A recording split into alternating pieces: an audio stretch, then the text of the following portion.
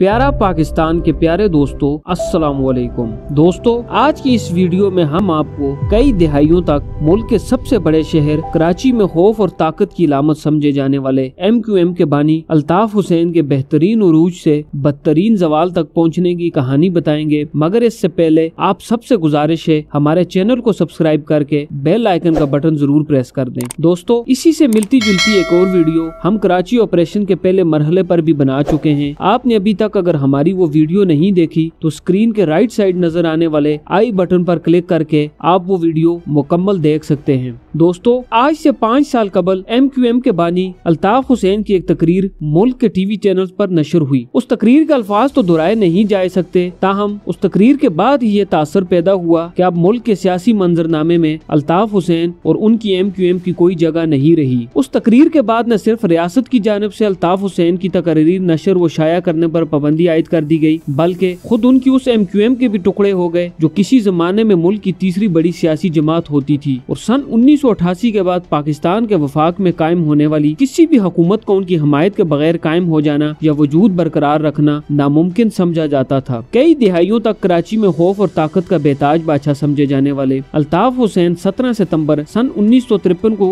उसी कराची में पैदा हुए। इब्तदाई तालीम अजीजाबाद से मुकम्मल की। सन 1970-71 के दरमियान अल्ताफ हुसैन ने फौजी तरबियत का कोर्स करने के लिए नेशनल सर्विस कैडेट स्कीम में शमूलियत इख्तियार की, लेकिन बहुत कम लोग जानते हैं कि उस फौजी तरबियत के फौरन बाद वो खुद भी पाकिस्तानी फौज की बलोच रेजिमेंट में शामिल भी हुए। सन 1974 में मेडिकल कॉलेज में दाखिला न मिलने के बाद अल्ताफ हुसैन ने इस्लामिया साइंस कॉलेज से माइक्रोबायोलॉजी में BSc किया। फिर कराची यूनिवर्सिटी के शोबा फार्मेसी में दाखिला लिया, जहाँ 11 जून सन 1978 को अल्ताफ हुसैन और उनके साथियों ने आल पाकिस्तान महाजर स्टूडेंट ऑर्गेनाइजेशन APMSO कायम की। 5 जुलाई सन 1977 को पाकिस्तानी बरी फौज के सरबराह जनरल ज़ियाउल हक ने वज़ीर-ए-आज़म जुल्फ़िकार अली भुट्टो का तख्ता उलटकर मुल्क में मार्शल लॉ नाफिज कर दिया। उस फौजी बगावत को मुल्क भर में अवामी मदद और हमायत हासिल नहीं थी और ज़िया हुकूमत सियासी हमायत और पजीराई की मतलाशी थी। तब तक क्या में पाकिस्तान के वक्त उर्दू बोलने वालों की अक्सरियत को हिंदुस्तान से आकर कराची और सिंध के दीगर शहरी इलाकों में आबाद हुए 30 बरस बीत चुके थे। ऐसे में जुल्फ़िकार अली भुट्टो के नाफिज करदा कोटा सिस्टम के तहत अहले कराची को मेरिट या काबिलियत के बजाय कोटा से मुलाजमत और तालीमी इदारों के दाखिलों में हिस्सा मिलता और काबिलियत के बजाय रिहायशी इलाकों को फोकियत दी जाती थी। कोटा सिस्टम राइज करने की वजह यह बताई गई थी कि कराची या सिंध के शहरी इलाकों में चूँकि तालीम याफ्ता और ज्यादा काबिल आबादी रहती है, इसीलिए तमाम दाखिले या मुलाजमतें कराची या सिंध की शहरी आबादी में बढ़ जाती हैं और अंदरून सिंध के शहरी महरूम रह जाते हैं। उर्दू बोलने वाले तमाम मुहाजिर इस कोटा सिस्टम को काबिलियत के खिलाफ नाइंसाफी समझते थे और उसके शदीद मुखालिफ भी थे। इस शहरी आबादी के बड़े हिस्से का ख्याल था कि कोटा सिस्टम जैसी नाइंसाफियां इसीलिए होती हैं कि सिंध की उर्दू बोलने वाली आबादी का कोई सियासी नुमाइंदा नहीं। कई बरस तक अल्ताफ हुसैन और उनकी नौमौलूद तंजीम को तालीमी इदारों में जमात इस्लामी की भरपूर मुखालफत का सामना रहा। ताहम तमाम तर मुखालफत के बावजूद भी तेजी से मकबूलियत हासिल करती यह तंजीम कराची व हैदराबाद शहर के कई तालीमी इदारों में जा पहुंची। अल्ताफ हुसैन उस दौरान कई बार जमीयत के बराह रास्त तशद्दुद का निशाना भी बनी। उसके साथ साथ इस तंजीम ने शहरी इलाकों में सरगर्मियों का आगाज कर दिया, जहाँ ऐसे खूब मकबूलियत और पजीराई मिलने लगी। 5 फरवरी सन 1981 को अल्ताफ भाई ने फेडरल B एरिया में तारक मुहाजिर के घर होने वाले इजलास में कहा कि हम जमीयत के थंडर स्क्वाड नामी मुसल्लह विंग का मुकाबला नहीं कर सकते, क्योंकि उनके पीछे जनरल ज़ियाउल हक और रियासत की पूरी ताकत है। इसीलिए वो APMSO को इसी इजलास में खत्म करते हैं, क्योंकि वो तशद्दुद की सियासत में नहीं जा सकते। अगर ऐसा ना किया गया तो उन्हें डर था कि उनके सारे कारकुनान और रहनुमा एक एक करके मारे जाएंगे। मगर इजलास के शुरा के जज्बाती तबादले ख्याल के बाद APMSO को पूरी कुव्वत के साथ शहरी इलाकों में ले जाने का फैसला हुआ। सबसे पहला यूनिट आफाक अहमद ने लांडी में बनाया। यही आफाक अहमद आगे चलकर अल्ताफ हुसैन के सबसे बड़े मुखालिफ और MQM हकीकी के सरबराह बने। 1983 में अल्ताफ हुसैन अमेरिका चले गए और जब 18 मार्च सन 1984 को APMSO की क़यादत ने महाजर कौमी मूवमेंट या MQM बनाने का ऐलान किया, तो उस वक्त अल्ताफ हुसैन मुल्क में मौजूद नहीं थे, लेकिन अजीम अहमद तारक, सलीम शहजाद और तारक जावेद जैसे इब्तदाई साथी अल्ताफ भाई से राब्ते में थे। मार्च 1985 में कराची के वस्ती इलाके नाजमाबाद की चौरंगी पर ट्रैफिक के हादसे में सर सैयद गर्ल कॉलेज की एक उर्दू स्पीकर तालबा बुशरा जैदी की जान चली गई। तालबा की हलाकत पर शुरू होने वाला एहतजाज शाम होने तक लसानी रंग इख्तियार कर गया और उर्दू बोलने वाले शहरियों का एहतजाज पब्लिक ट्रांसपोर्ट के ज्यादातर पश्तून मालकान के खिलाफ महाज की सूरत में डाल गया। लोहा गर्म देखते ही अल्ताफ हुसैन अमेरिका से वापस पाकिस्तान आ गए। मार्शल इब्तदा दौर में MQM मुकम्मल आजादी के साथ परवान चढ़ रही थी, क्योंकि दूसरी तरफ सारी रियासती मशीनरी की तोपों का रुख पीपल पार्टी की जानब था। तालीमी इदारों के बाद महल्लों में कार्निंग मीटिंग, जलसों और मुजाहरों का सिलसिला भी शुरू हो गया। एक मुजाहरा बानी पाकिस्तान के मजार पर भी हुआ, जहाँ अल्ताफ हुसैन को पाकिस्तान को कौमी परचम जलाने के इल्जाम में गिरफ्तार करके फौजी अदालत से 9 माह कैद और 5 करोड़ की सजा सुनाकर जेल भेज दिया गया। उसी दौरान सोराब गोट के इलाके में मंशियात फरोशों के खिलाफ कानून नाफिज करने वाले इदारों ने कार्रवाई की। सोराब गोट पश्तून अक्सरियत आबादी का इलाका था और उस ऑपरेशन के फौरन बाद महाजर अक्सरियत आबादियों अलीगढ़ कॉलोनी और कस्बा कॉलोनी में फायरिंग के पुरअसरार वाकयात हुए, जिनमें दर्जनों अफराद मारे गए और उसे सोराब गोट ऑपरेशन का रद्द-ए-अमल समझा गया। उसके बाद पश्तून और महाजर आबादियों में शदीद लसानी कशीदगी फैल गई, जिसका अल्ताफ हुसैन और उनकी MQM को जबरदस्त फायदा हुआ और डर और खौफ की ये फजा दरअसल MQM को मजबूत करती चली गई। यूनिट और सेक्टर की सतह पर तंजीम साजी में सबसे अहम किरदार डॉक्टर इमरान फारूक ने अदा किया। इमरान फारूक ही वो रहनुमा थे जिन्होंने पार्टी के आइन में वो तबाहकुन शिक्ष शामिल की, जिसके तहत तहरीक के सरबराह अल्ताफ हुसैन किसी को भी जवाबदेह नहीं बल्कि खत्मी फैसले का इख्तियार भी उन्हें ही दे दिया गया। ज़िया दौर में सिर्फ बल्दियाती इंतखाब होते थे तो नुमाइंदगी से महरूम आम लोगों को MQM के जरिए अपनी सियासी नुमाइंदगी की उम्मीद नजर आने लगी और अल्ताफ हुसैन की शक्ल में अपना एक जबरदस्त तर्जुमान दिखाई देने लगा। सन 1987 के बल्दियाती इंतखाबात में जबरदस्त कामयाबी का अंदाजा न तो खुद अल्ताफ हुसैन को था और न ही उनकी तंजीम को। उन इंतखाबात में भरपूर कामयाबी के साथ MQM ने तकरीबन तमाम नशिस्तें हासिल की और डॉक्टर फारूक सितार MQM के पहले मेयर कराची मुंतखब हुए। सन 1988 में जब बहुत तवील अरसे के बाद मुल्क में जमाती बुनियादों पर आम इंतखाबात हुए तो अल्ताफ हुसैन की MQM न सिर्फ कराची व हैदराबाद की तमाम नशिस्तों पर फाते रही बल्कि सिंध के कई दीगर शहरी इलाकों से भी नशिस्तें जीतने में कामयाब रही। फिर हैदराबाद में होने वाले जलसे में जाते हुए अल्ताफ हुसैन के काफिले पर सोराब गोट के करीब पुरअसरार फायरिंग का वाकया हुआ, जो आज तक एक राज ही है। फायरिंग के उस वाकये में हैदराबाद में तकरीबन 250 अफराद हलाक हुए और रद्द-ए-अमल के तौर पर कराची में भी फायरिंग के वाकयात में तकरीबन 150 के लगभग लोग मारे गए, मगर उस कत्लेआम की वजूहात और पस पर्दा मुहर्रिकात आज तक सामने नहीं आ सके। सन 1988 के इंतखाबात में शहरी सिंध की तमाम सीटें MQM ने जीत ली। मकबूलियत की उस इंतहा पर अल्ताफ हुसैन की MQM बिला शिरकत गैर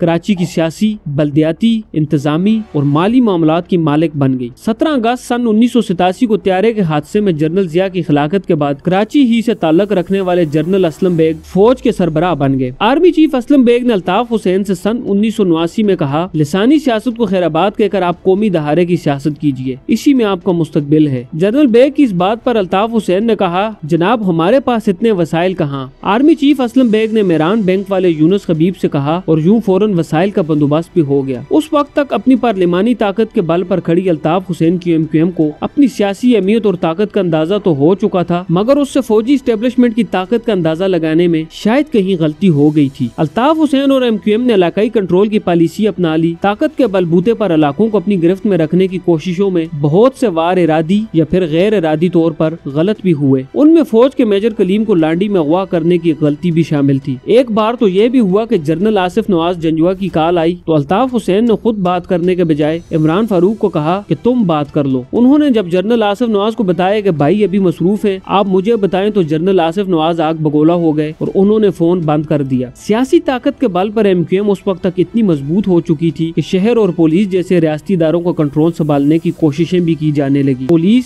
अदालती निजाम और शहरियों की जानिब से इस सब पर हल्की फुल्की तनकीद भी शुरू हो चुकी थी। ऐसी शिकायत बढ़ने पर उस वक्त के दोनों और ताकतवर मरकजी ज्वाइंट सेक्रेटरीज आफाक अहमद और आमिर खान को भी तब्दील किया गया। सन 1991 में आफाक अहमद और आमिर खान को जमात से खारिज करके सारा तंजीमी ढांचा तोड़ दिया गया और सैकड़ों कारकुनों की रुकनियत मुअत्तल कर दी गई। MQM से निकाले जाने वाले ये दोनों रहनुमा रूपोश हो गए। ये MQM में तब तक की सबसे बड़ी बगावत थी। MQM में जुराइम पेशा नासिर के खिलाफ जनरल आसिफ नवाज की क़यादत में फौजी एस्टेब्लिशमेंट ने नवाज शरीफ हुकूमत को कार्रवाई के लिए फौजी ऑपरेशन क्लीन अप का मशवरा दिया, मगर ऑपरेशन शुरू होने से कबल ही नवंबर 1991 में वज़ीर आला सिंध जाम सादिक अली की खुफिया मुखबरी पर अल्ताफ हुसैन लंदन चले गए। 19 जून सन 1992 को कराची ऑपरेशन शुरू हुआ, जिसकी MQM ने भी हमायत की।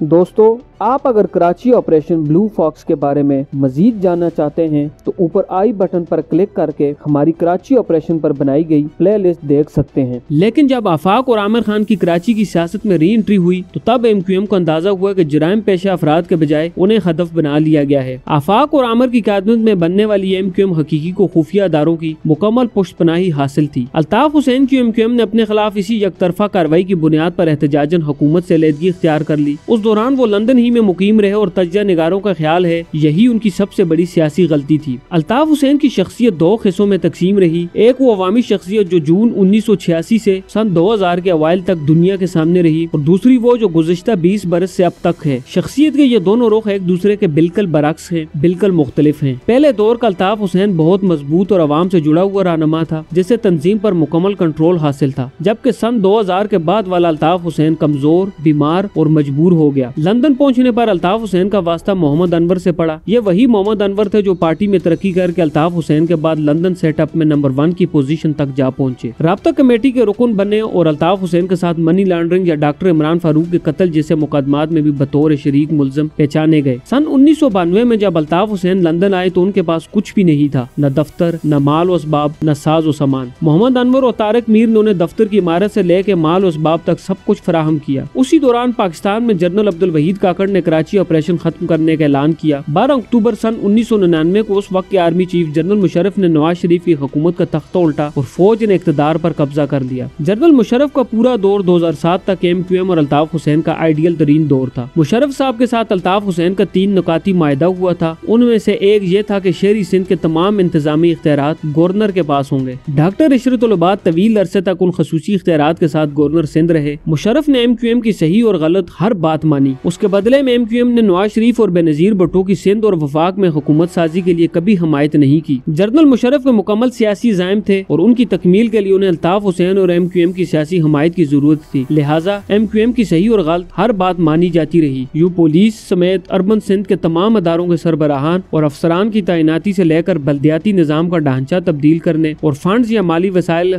फराम करने की शर्त सब की सब मानी जाती रही। उसी मुआहदे की बदौलत आफाक अहमद और आमिर खान दोनों ने 8 बरस जेल में गुजारे। ताहम सुख गए उसी जमाने में पार्टी में अंदरूनी तब्दीली और बैरूनी मिसाइल सामने आए। उधर लंदन में अल्ताफ हुसैन ने नदीम नुसरत को वापस बुलाया जो गालिबन अमेरिका में थे, और ये बात मोहम्मद अनवर और बहुत से दीगर रहनुमाओं को पसंद नहीं आई, मगर अल्ताफ हुसैन के फैसले पर एतराज वो भी नहीं कर सकते थे। बाद में आमिर खान भी माफी मांगकर अल्ताफ हुसैन की क़यादत में ही एक बार फिर MQM में शामिल हो गए। पार्टी के ओहदेदार तेजी से तब्दील किए जाने लगे और नए नए वापस आने वाले रहनुमाओं आमिर खान और नदीम नुसरत की राय को अहमियत मिलने लगी। उन फैसलों पर नाराज कारकुनों ने खुलेआम एतराज करना शुरू कर दिया, मगर सुख का सांस लेने वाले अल्ताफ हुसैन की तवज्जो उन शिकायत के बजाय हैप्पी आवर्स पर मबजूल होती चली गई और वो उन तमाम शिकायत पर कान धरने से गुरेजा रहे। लंदन और कराची इन तब्दीलियों से गुजर ही रहे थे कि जनरल मुशर्रफ ने अल्ताफ हुसैन को मशवरा दिया कि वो पाकिस्तान वापस आ जाएं। ताहम MQM के कई सीनियर रहनुमाओं ने वतन वापसी पर कत्ल हो जाने के खदशात जाहिर करके अल्ताफ हुसैन को लंदन में ही रहने का मशवरा दिया। इसी दौरान मुशर्रफ की हिमायत में कराची में 12 मई 2007 का वाकया हुआ और कुछ ही अरसे बाद लंदन में इमरान फारूक की कत्ल की वारदात भी। अल्ताफ हुसैन पर ज़हनी दबाव और गड़बड़ तब हुई जब 2007 में बेनजीर भुट्टो का कत्ल हुआ और 2008 के इंतखाबात में जबरदस्त कामयाबी हासिल करने वाले आसिफ जरदारी ने जनरल मुशर्रफ को ऐवान सदर से रुखसत करके खुद सदर बन गए। जनरल मुशर्रफ का जाना अल्ताफ हुसैन के लिए घबराने वाला मौका था, क्योंकि आसिफ जरदारी को ना तो अल्ताफ हुसैन को साथ लेकर चलने की जरूरत थी और न ही वो इसके ख्वाहिशमंद थे। फिर जुल्फिकार मिर्जा कार्ड इस्तेमाल हुआ और MQM के हनीमून का अख्ताम होता नजर आया। पीपल्स पार्टी में मौजूद रहमान मलिक जैसे लोगों की कोशिशों से MQM ने हुकूमत से राब्ते तो कायम कर लिए, मगर अल्ताफ हुसैन का ये फैसला भी पार्टी में पसंद नहीं किया गया। मगर मसला वही था, कोई भी अल्ताफ भाई की मुखालफत नहीं कर सकता था। अब अल्ताफ हुसैन के लिए हर तरह और हर तरफ से परेशान कुन सूरत हाल पैदा हुई। हुकूमत में शमूलियत के बगैर MQM की बका का मसला, पे दर पे फैसलों की नाकामी या गैर मकबूलियत, पार्टी में दड़ेबंदी, स्कॉटलैंड यार्ड की जानिब से इमरान फारूक कत्ल की तफ्तीश के दौरान मनी लॉन्ड्रिंग केस को उभर आना, भारतीय खुफिया इदारों से राब्तों का इंकशाफ और एतराफ, लंदन में क्याम की वजह से पार्टी पर ढीली पड़ती गिरफ्त और कराची से आने वाली माली बदनमानी में साथियों के मुलव्वस होने की शिकायत, इन सब हालात ने मिलकर अल्ताफ भाई को शदीद अदम तहफ़्फ़ुज़ का शिकार और अल्ताफ हुसैन की शख्सियत को कम्प्रोमाइज, ज़हनी तौर पर मुंतशिर और मगलूब बना दिया। कभी कभी तो ऐसा लगता कि वो किसी ज़हनी आर्जे में मुब्तला हैं। इसके अलावा जिस्मानी तौर पर गुर्दों की बीमारी, बदतरीन शुगर और बेख्वाबी के मर्ज के बायस वो मुट्ठी भर भर के दवाएं खाने लगे। ये वो वक्त था जब हर वक्त का हैप्पी आवर शुरू हुआ। ज़हनी दबाव, मायूसी और टेंशन से निजात के लिए अल्ताफ भाई अल्कोहलिक होते चले गए और मामलात में भी शदीद बिगाड़ आने लगा। फ्रस्ट्रेशन में पहले अल्ताफ भाई साथियों पर गुस्सा होने लगे, फिर ज़हनी अमराज की वजह से बिल्कुल टूट फूट का शिकार नजर आए। टीवी चैनल्स पर अपने खिलाफ होने वाली गुफ्तगू और उसका पार्टी रहनुमाओं की जानिब से मुनासिब दफा न होने पर रहनुमाओं से उनकी नाराजगी बढ़ती चली गई और फिर बिल आखिर वो खुद मौके बे मौके तकरीरों के दौरान बिल्कुल दूसरे रास्ते जाने लगे। यहाँ से अल्ताफ हुसैन का एस्टेब्लिशमेंट से आखिरी और फैसला कौन टकराव हुआ जिसने भाई और उनकी जमात को हमेशा हमेशा के लिए जवाल के अंधेरों में दफन कर दिया। सन 2013 में जनरल राहील शरीफ शरीफ के जमाने में ऑपरेशन रद्दुल फिसाद शुरू हुआ। MQM को भी बताया गया कि अब किसी भी किस्म की शिद्दत पसंदी या अस्करियत पसंदी की गुंजाइश नहीं है, लेकिन जहनी अमराज, दबाव, मायूसी और नाकामियों का शिकार अल्ताफ हुसैन इस नए ऑपरेशन को समझ ही न सके। जब बाज मौके पर गवर्नर इशरत तलबात को फौजी इस्टेब्लिशमेंट की जानिब से नजरअंदाज किया गया, तब जाकर अल्ताफ हुसैन को मामलात की संगीनी का एहसास होना शुरू हुआ। घर जाकर अल्ताफ हुसैन अपनी मर्जी से और किसी मशवरे के बगैर कारकुनान या टीवी से खिताब करना शुरू कर देते थे और 22 अगस्त की तकरीर भी उन्होंने अपने घर से ही की थी। अगर मरकज पर होते तो शायद कोई उनको रोक लेता। टीवी पर भारतीय खुफिया दारों से ताल्लुकात के इल्जामात और इमरान फारूक केस से मुतल्लिक नशरियात पर बिफरे हुए अल्ताफ हुसैन गम और गुस्से में ये ध्यान भी खो बैठे थे कि कब किस जगह किस से क्या बात कहनी है। उनकी तकरीरों और खुतबात में फौज की आला क़यादत, पाकिस्तानी जर्नेलों और एस्टेब्लिशमेंट के साथ साथ मुक्तदर हलकों और ताकत के असल मराकज पर नुक्ता चीनी का पार्टी रहनुमाओं की जानिब से टीवी चैनल्स पर दिफा करना तकरीबन नामुमकिन हो गया। मायूस और ज़हनी अमराज का शिकार अल्ताफ हुसैन अब पार्टी को बाज़ औक़ात ऐसे अहकामात जारी करने लगे जिनकी कोई तावील पेश नहीं की जा सकती थी। रात के 2 बजे हुक्म आता कि सबको जमा करो, जलसा करना है, या रात को 3 बजे घर लौटने वाले पार्टी रहनुमाओं को हुक्म मिलता कि अभी वापस 90 पहुंचो, भाई खिताब करना चाहते हैं। उसके नतीजे में पूरी MQM शदीद दबाव में दिखाई दी। अलबत्ता अल्ताफ हुसैन की तकरीरों में खुलेआम पाकिस्तान की सालमियत, फौज और एस्टेब्लिशमेंट के खिलाफ जरहाना मवाद मामूल बनता चला गया। बिल आखिर हैदराबाद जलसे की एक तकरीर में बांग्लादेश के क्याम और वहाँ पाकिस्तानी फौज की पसपाई और हथियार डालने के बारे में हद से ज्यादा तनकीद पर फौजी क़यादत और एस्टेब्लिशमेंट ने भी अपना शदीद रद्द-ए-अमल देते हुए गवर्नर इशरत तलबात को पैगाम पहुँचाया कि बस अब बहुत हो गया। अल्ताफ भाई को समझाने, पार्टी को सहारा देने और मामलात को दुरुस्त करने की कोशिश तकरीबन सब ही ने की। वो सुन लेते और मान भी जाते, मगर फिर वही करने लगते जिससे मना किया जाता था। वफूद के वफूद लंदन भाई को बताए बगैर पहुंच जाते थे, उनकी मेहनत समाजत करते, समझाते और मनाते, मगर फिर दूसरे ही रोज वही सब दोबारा होता था। अल्ताफ हुसैन अगर हद से ज्यादा शराब नोशी छोड़ देते तो शायद आज पार्टी और खुद इस हाल में न होते। रात 2 बजे फुल नशे में वो टीवी पर बैठे होते थे और जो दिल चाहता था वही बोल रहे होते। सन 2008 में अल्ताफ हुसैन के मुंह बोले बेटे मुस्तफा कमाल ने भाई को बहाली के एक मरकज में दाखिल करवाया, जहाँ वो 48 दिन तक जेर इलाज रहे। जब वो ठीक होकर वापस आए तो सिर्फ 3-4 महीने ठीक रहे, फिर वही सब शुरू हो गया। सन 2010 में इमरान फारूक के कत्ल के बाद अल्ताफ हुसैन के घर से पुलिस ने दस्तावेजात का पलंदा बरामद किया। फिर सन 2012 में लंदन पुलिस ने अल्ताफ हुसैन, मोहम्मद अनवर और तारक मीर को बुलवाया और कहा कि हमें पता चला है आप बाहर से फंडिंग लेकर पाकिस्तान में दहशतगर्दी करवा रहे हैं। पुलिस ने दस्तावेजात सामने रखे तो पहले तो उन्होंने इनकार किया, फिर अगले 3 दिन में सब कुछ मान लिया कि हाँ हम इंडियन खुफिया एजेंसी राह से फंडिंग ले रहे हैं। तब पार्टी रहनुमाओं को समझ आया कि असल में सारा गम और गुस्सा, ज़हनी दबाव और शराब वगैरह की वजह क्या है। अगस्त 2013 में मुस्तफा कमाल और अनीस का इमहानी ने मायूस होकर अल्ताफ हुसैन को छोड़ दिया। ऐसे ही हालात में एक दफा अल्ताफ हुसैन ने 2013 में 9-0 पर कारकुनों के हाथों सीनियर पार्टी रहनुमाओं पर तशद्दुद करवाया और फिर बिल आखिर मामलात खुद अपने हाथ में वापस लेने की आखिरी और नाकाम कोशिश भी की। रहनुमाओं के छोड़कर चले जाने से दिल बर्दाश्ता मरीज बन जाने की हद तक मायूस अल्ताफ हुसैन आखिरकार खुद को 22 अगस्त 2016 के फैसला कुन दिन तक ले आए। एस्टेब्लिशमेंट की तनबीह के बावजूद उन्होंने पहले तो पाकिस्तानी फौज के जर्नेलों के नाम लेकर तकरीरों में मुग़ालज़ात का इस्तेमाल शुरू किया और फिर खुलम खुला पाकिस्तान के खिलाफ तकरीर करने और ज़राए इब्लाग पर उन तकरीरों को बराह रास्त नशर करने के लिए दबाव भी डालना शुरू कर दिया। घर जाकर वो अपनी मर्जी से और किसी मशवरे के बगैर कारकुनान या टीवी से खिताब शुरू कर देते थे। 22 अगस्त सन 2016 की तकरीर के बाद MQM पाकिस्तान ने बतौर तंजीम अल्ताफ हुसैन से अलहदगी का ऐलान कर दिया, मगर उनकी पार्टी के लिए जो पहले ही शदीद दबाव का शिकार थी, मुल्क और फौज के खिलाफ की गई तकरीरों का दिफा करना पहले से भी ज्यादा मुश्किल हो गया। फिर एक दरख्वास्त की समाअत के दौरान लाहौर हाई कोर्ट ने ज़राए इब्लाग पर उनकी तकरीर शाया या नशर करने पर हमेशा के लिए पाबंदी लगा दी। इससे MQM शदीद दबाव में आ गई। उन पर दबाव था कि कोई फैसला कुन कदम उठाया जाए और बिल आखिर उस वक्त पार्टी के सबसे सीनियर रहनुमा फारूक सितार को ऐलान करना पड़ा कि MQM ने अपने कायद के ख्यालात से मुतफिक है और न ही मुल्क और फौज के खिलाफ उनकी तकरीर और ऐलानात की हमायत करती है। इस तरह MQM पाकिस्तान ने बतौर तंजीम उनसे अलहदगी का ऐलान कर दिया और पार्टी अपने ही कायद को छोड़कर चली गई। उन पर इतना दबाव था कि उस नई MQM को अपने ही साबिक कायद के खिलाफ कौमी असम्बली में करारदाद पेश करके अल्ताफ हुसैन की मजम्मत करनी पड़ी। तब से अब तक अल्ताफ हुसैन सियासी मंजरनामे से गायब और इंतहाई ताकतवर से इंतहाई कमजोर की जिंदा मिसाल बने हुए हैं। यही जिल्लत और रसाई और गुमनामी की मौत अल्ताफ हुसैन का मुकद्दर है, या नवाज शरीफ और बेनजीर भुट्टो की तरह वो भी एक मरतबा फिर कौमी दहारे की सियासत में वापस आएंगे, इसका फैसला तो वक्त ही करेगा। दोस्तों,